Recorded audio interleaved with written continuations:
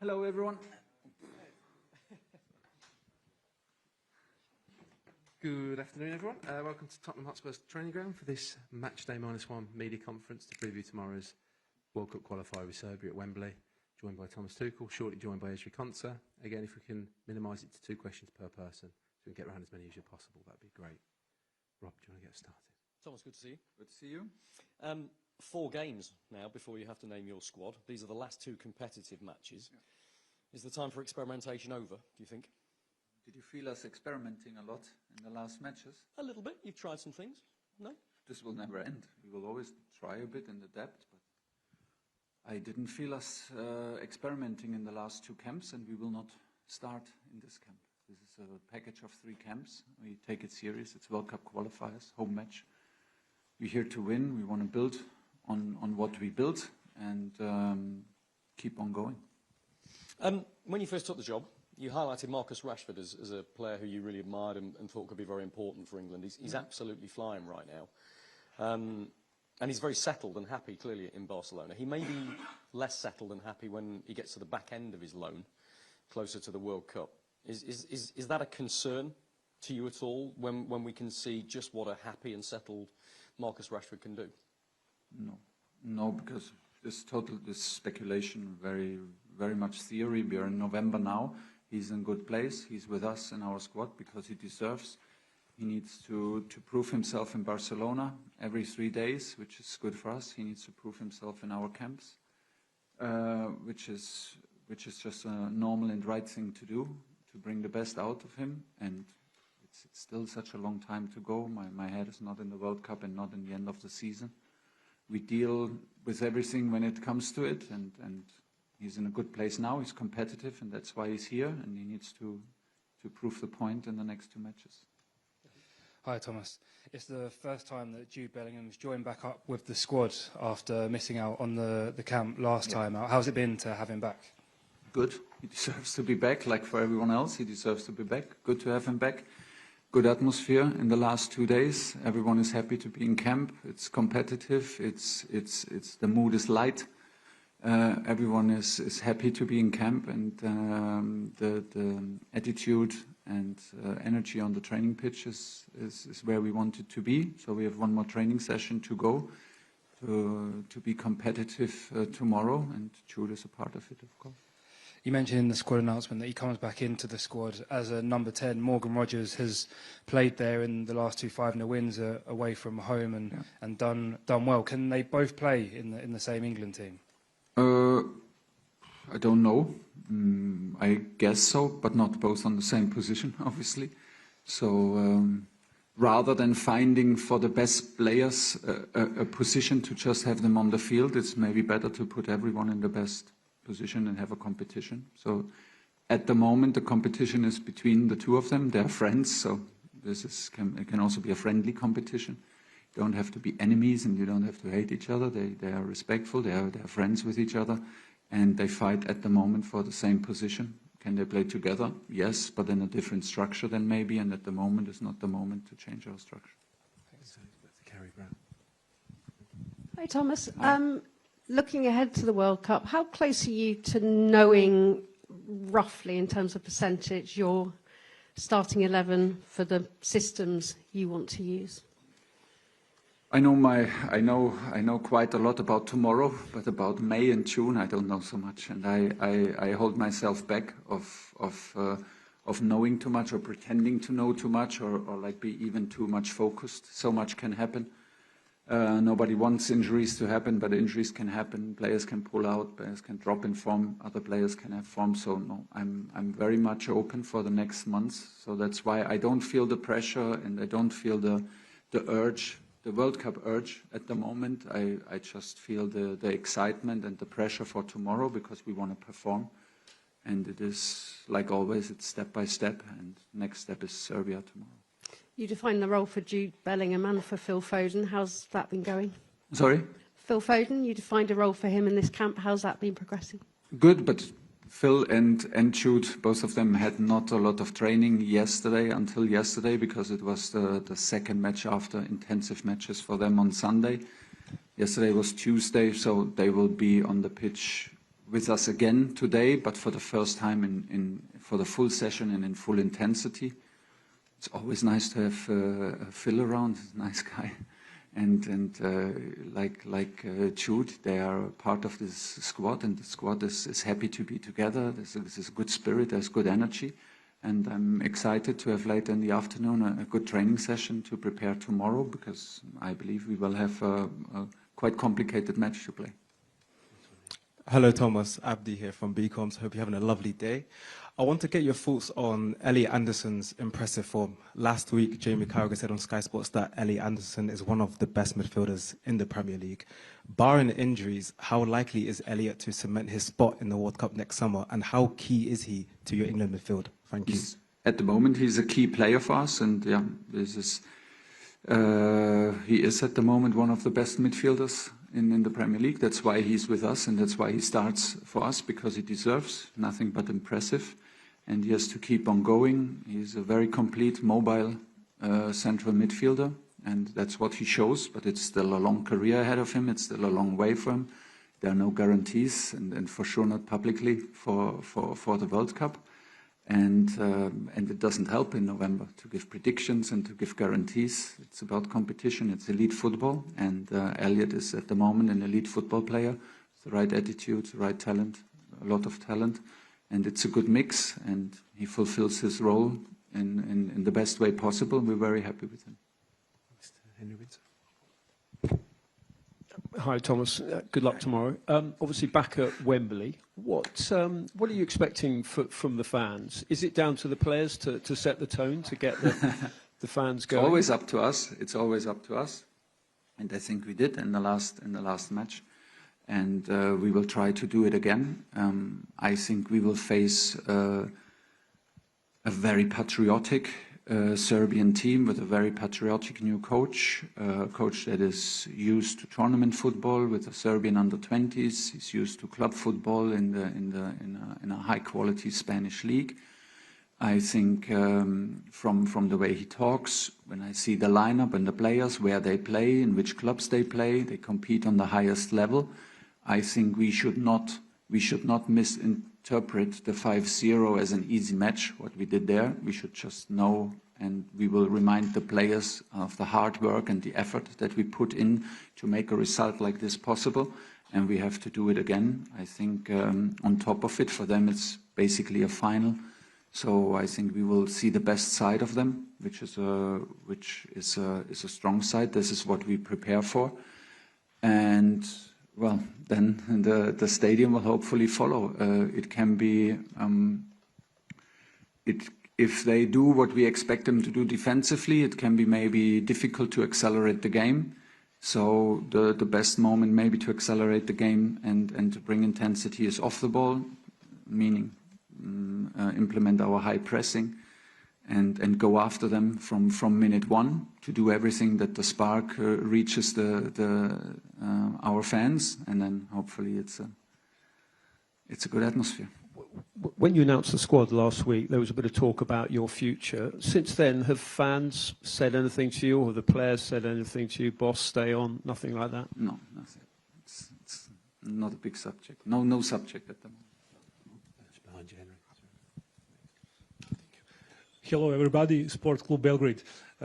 Mr. Tuchel, are you change opinion about the Serbian team after the first game? Because before the game, you show respect about the Serbia team, and you told about new coach Veljko Paunović, the new energy, new optimism. Are you expect a different Serbia team tomorrow? Yeah, thanks. And still, I think you were still a great team with a great record, especially in Belgrade, and it was mostly down to us that we did not let you develop your quality. We did not let you show the quality, so it was mainly down to our quality that we had a very strong match, and we did not let you get into this match. We did not let you breathe, but I think the quality was always there. Now there's a new coach with new energy, like you said, in the same strong group and a proud group of players. And we have to do it again. This is what football and what is elite sports is all about. It's always about the next. It's the next match. It does not help us to look back just at the result and misinterpret it into an easy match. We put a lot into it, and we will have to put a lot into it tomorrow.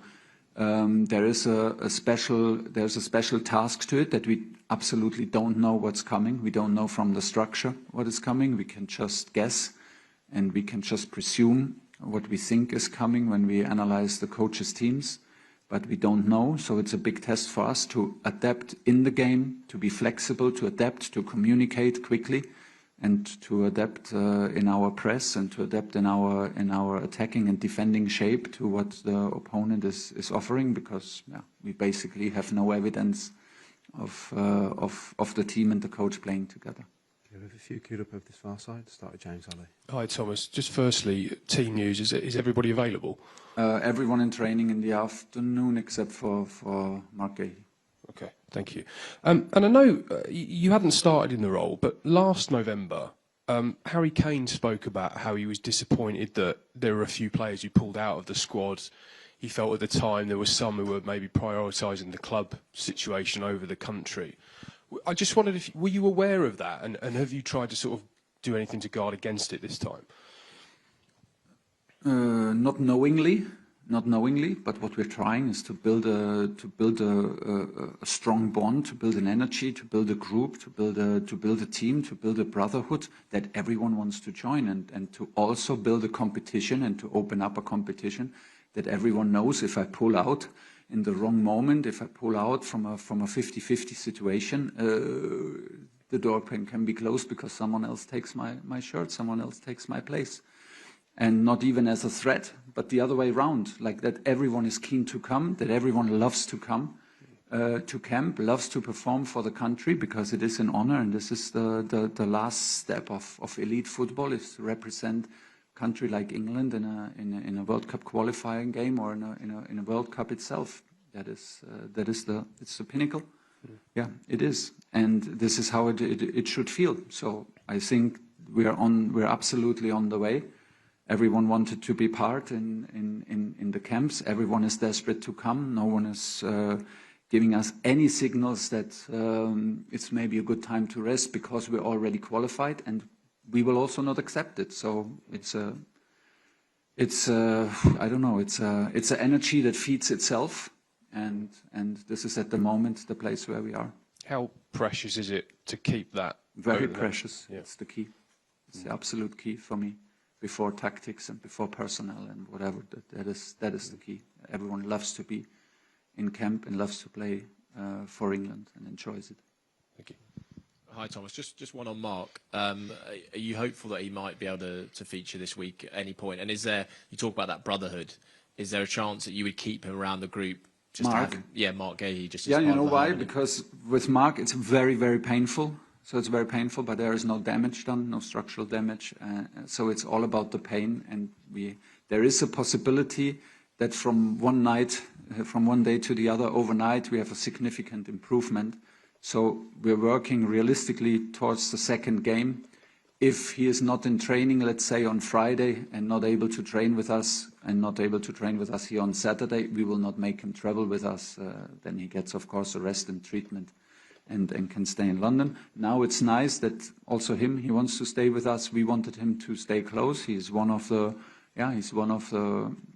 leaders. He's an important member of the team. He's an important glue in between many players, and it's nice to see that even him he tries everything to be included in the second match, and we wanted to have the opportunity, and that's why we assess him basically every day. Hi, Thomas. With the qualification already obtained, and you say you're trying to build a group for the World Cup, what are you looking at in these next two games in terms of the squad and that building of the group you just mentioned? For tomorrow, I think we need to be, there's a test in flexibility and communication for us, because we cannot really predict where the problems will come for us from the structure, where will be maybe the key points, where to take special care in terms of the attacking structure of the opponent. How do they attack, which structure they play, how do we initiate our press? We can just guess, we have an idea, and we prepare an idea, but the players know at a certain degree they need to be flexible, they need to communicate a lot. So I think there is a big focus on that. How fast can we adapt? How much effort do we put in if maybe tactically and structure-wise not everything is absolutely perfect? How much effort do we put in to just help ourselves out by running, by effort, by running more, by helping us in physical effort? So this is basically the test, and then keep on building what we're having. Harry said it straight away after the match in Riga. Guys, everyone shows up in November, and we keep this thing going. And that's basically the headline. There's not much more to say. That's what we try to do. And when you have two-star players... And it is important to get our mentality right. Like, okay, we won 5-0. We deserve to win 5-0. But we should not expect a 5-6, 7-0 again. Or even like it can be a tight match. And then we also play against not being frustrated, keep the thing going. So get all this mentality right is the next step for us. We are already qualified. Should not matter because we play against, or we play for our own standards. We play for our own levels.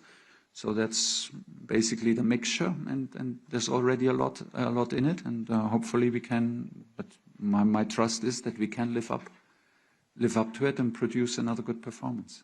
And when you have two-star players like Jude and Phil, who on paper are one of the best you have, joining back the group, what do you expect from them in terms of both being part of the group and playing for England? I expect what they show, be straight away part of the group, and why should it be awkward for them? We were driving the levels, and we were driving the thing without them. We would do it with missing any other player. We are obliged to drive our own campaign.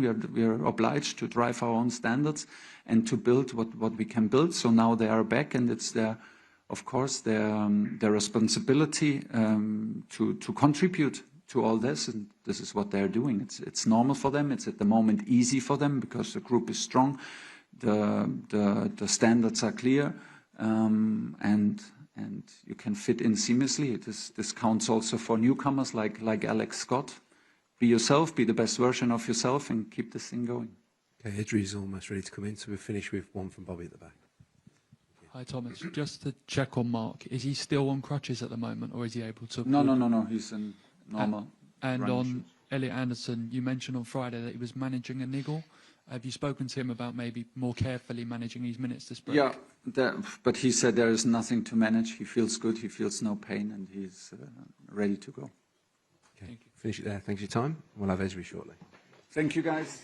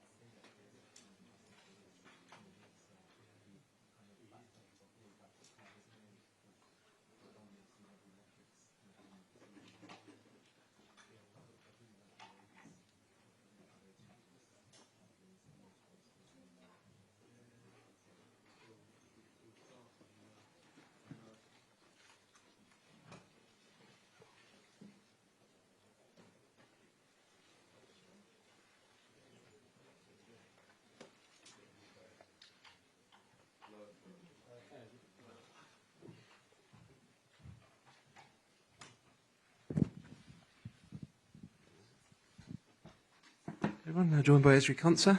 Again, if we keep it to 2 questions per person, that'd be great. Rob, when you're ready. Esri, good to see you. Hello. You well? Yeah, good, thanks, you? Yeah, good, thank you, mate. Look, these are the last competitive matches before the World Cup. Thomas Tuchel has said you guys, the players, know who you're up against, who the competition is, who the personal competition is. Do you sense the intensity building up a little bit and that competition beginning to sort of manifest itself? No.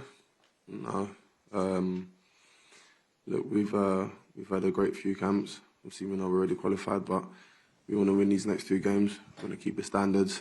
We want to stay consistent, and I'm sure we're gonna, go out strong tomorrow.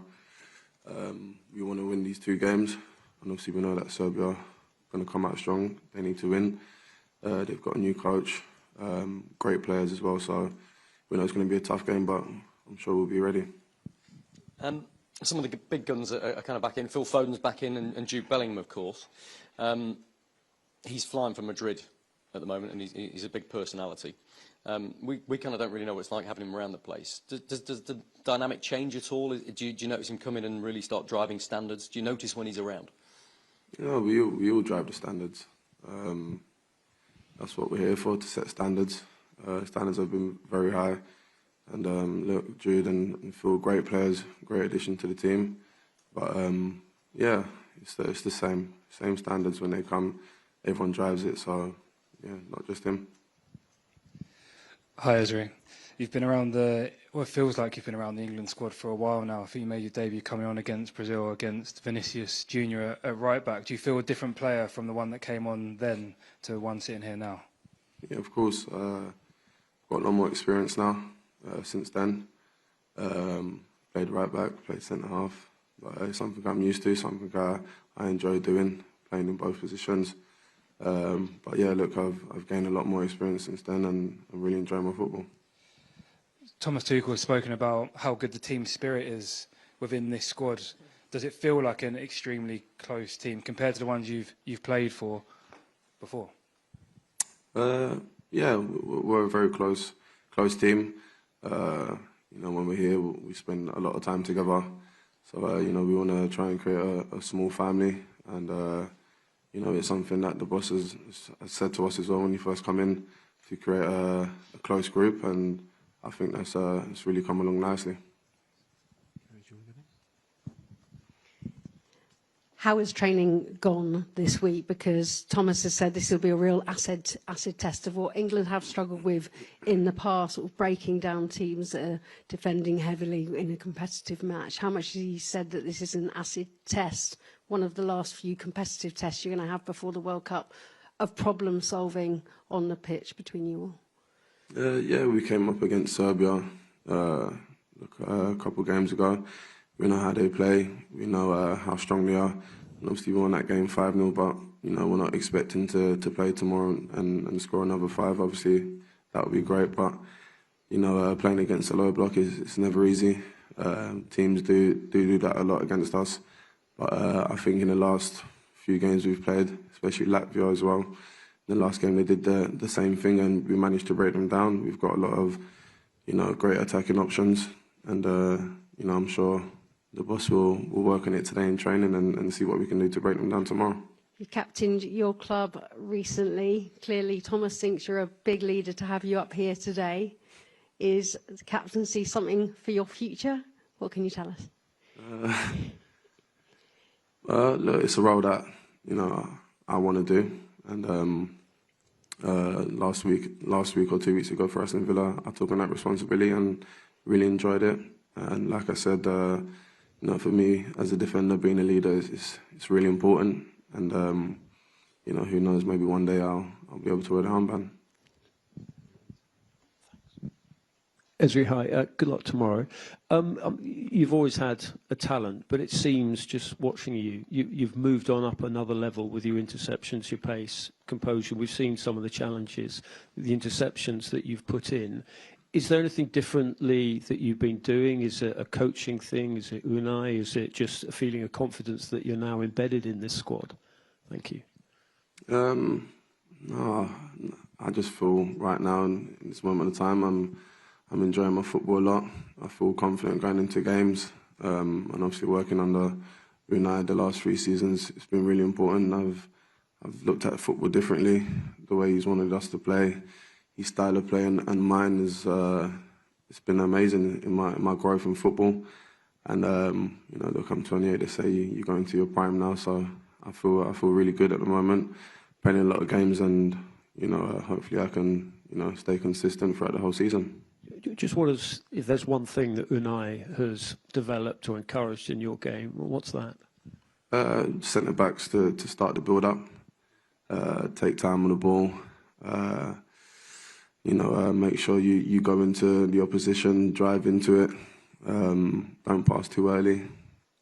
So I think since he's come in, I've managed to do that, managed to grow in my game, and really enjoying working under him, and like I said, enjoying my football. Hello, Ezra. Abdi here from BComs. It's great to see you take the leadership role. The England squad is filled with a lot of young players like Kwanzaa, O'Reilly, Scott, Wharton. Are there a couple players in the camp that you've taken under your wing? Yeah, look, I speak to everyone. I get along with everyone, especially the young boys. But, they've all been at top clubs, all been around a lot of experience, a lot of great quality players. So, for me, like I said, I get along with everyone, and, whatever way I can help, I'll help them. Far side here. Hello. You mentioned a lot of the standards you're trying to build in this group. You've been in this group since the beginning. I'm curious about how do you build the standards to the level you want them to be?